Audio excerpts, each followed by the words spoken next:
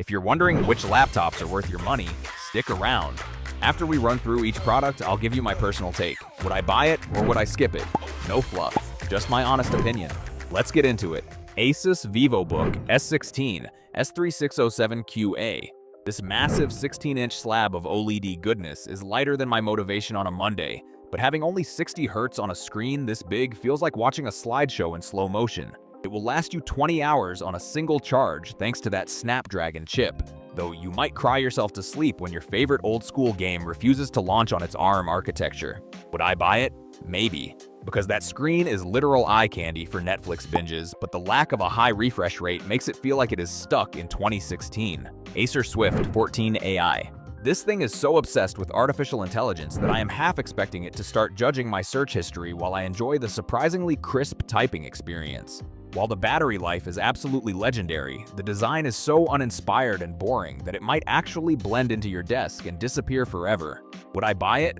No, because while the AI tricks are cute, I cannot deal with a trackpad that feels like it was designed by someone who hates fingers. Microsoft Surface Laptop. This laptop finally has a haptic touchpad that feels like magic and a battery that actually lasts 17 hours, making it the first Windows machine that does not require a leash to a wall outlet. The 3:2 aspect ratio is great for reading, but the thick bezels and the lack of an OLED option make it look a bit dated compared to its flashier cousins. Would I buy it? Yes, because it is the closest thing we have to a MacBook that actually runs Windows without making me want to throw it out a window. HP OmniBook X14. This feathery little beast weighs next to nothing and will survive a cross-country flight without breaking a sweat, but the screen is so dim and reflective you will basically be staring at your own disappointed face all day. It is snappier than a sarcastic teenager, yet the 60 Hz refresh rate and lack of an SD card slot make me wonder if HP forgot what year it is. Would I buy it? No, because life is too short to struggle with a screen that is dimmer than my basement during a power outage. Apple MacBook Pro 14 M5.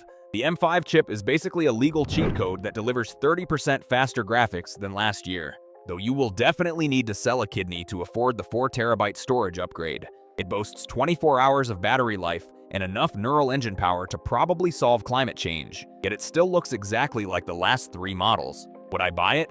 Yes, because having this much power in a backpack is the ultimate flex even if the price tag makes my bank account scream in agony. Acer Swift Go 14 AI. This thing's Snapdragon X Plus processor and 16-hour battery life actually lasted longer than my last 3 relationships combined, which is great because the mushy keyboard feels like typing on a pile of overcooked noodles. The 14.5-inch OLED display is gorgeous until you try to use it outside and realize the brightness is as disappointing as a sugar-free cake. Would I buy it?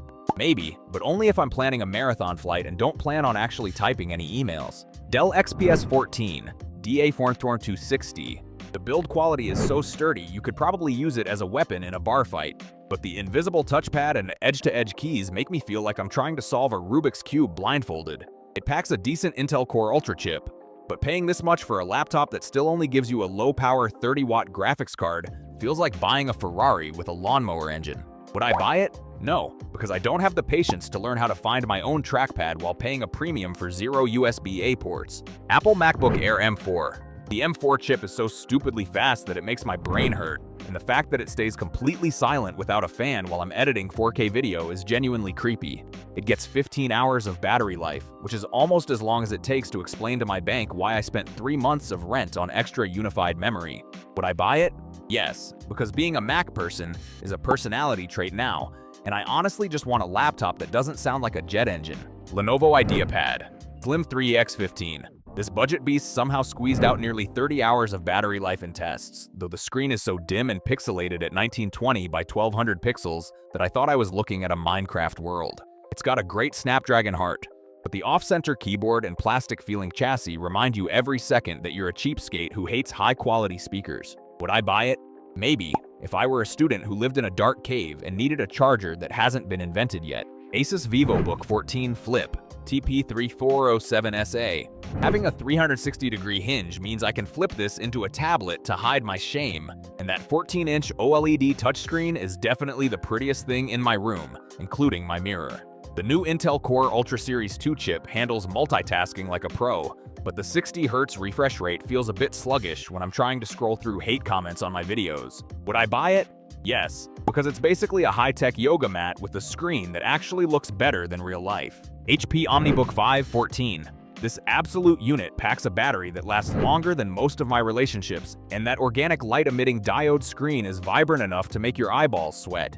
It is basically the budget king for people who hate chargers, so the build quality feels a bit like it was assembled in a frantic hurry, and the performance is about as fast as a turtle on a treadmill. Would I buy it? Yes, because getting an organic light-emitting diode display for under $600 is a total steal even if the chassis feels like recycled plastic. Asus ZenBook A14. This thing is so light I almost threw it across the room thinking it was a frisbee, plus it manages to squeeze 27 hours of battery life out of a chip that is somehow slower than my grandma's dial-up internet. It is a gorgeous marathon runner that feels a little hollow inside, kind of like my soul after reading the specs for the lowest tier Snapdragon processor. Would I buy it?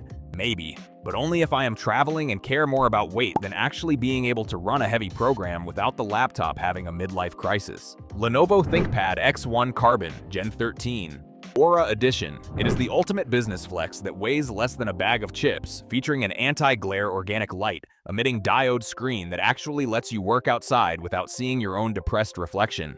You are basically paying a kidney for the privilege of owning a legendary keyboard, even though the battery life and performance are actually worse than some of the cheaper laptops on this list. Would I buy it?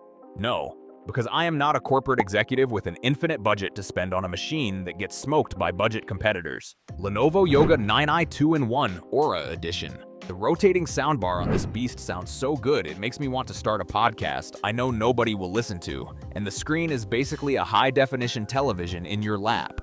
It is a premium convertible that lets you flip it into a tablet, but Lenovo decided to include some useless quick keys that I keep hitting like an idiot while the price tag makes me want to cry. Would I buy it? Yes, because the 2-in-1 versatility combined with that color-accurate display is basically the gold standard for creators who enjoy fancy hinges. HP EliteBook Ultra G1q. This blue-tinted beauty has a battery that refuses to die and a build quality that actually feels like it belongs in a boardroom rather than a dumpster. Sadly, the screen is dimmer than a candle in a hurricane, and the software compatibility on this ARM chip will have you yelling at your monitor when your favorite apps refuse to open. Would I buy it? No, because unless I am working in direct sunlight and hate seeing what is on my screen, there are better ways to spend my hard-earned cash. Lenovo ThinkPad X1 Carbon Gen 13 Aura Edition. This ultra-lightweight carbon fiber beast makes the Dell feel like you are carrying a literal tombstone. But you will need to sell a kidney to afford that gorgeous 2.8 resolution organic light-emitting diode screen. It is basically the pinnacle of business laptops with an Intel Core Ultra processor that lasts 18 hours, though it is a damn shame the memory is soldered on and completely unupgradable. Would I buy it? Yes, because weighing only 984 grams means I can finally stop skipping the gym without feeling guilty about my heavy bag. Dell Inspiron 14 Plus 7441. This laptop is the king of stamina with a Snapdragon X Plus chip that lasts 24 hours, yet the design is so boring it makes watching paint dry look like a high-speed car chase. While it crushes the Lenovo and pure battery life for a much lower price, you will be stuck in a world of pain trying to run old apps that hate its ARM architecture. Would I buy it? Maybe, but only if I am stranded on a desert island with no power outlets and a weird obsession with mediocre touchpads. Thanks for watching. I hope this video helped you pick the laptops for you. If you have any questions, drop a comment below. Links to all of these products mentioned in this video will be in the description.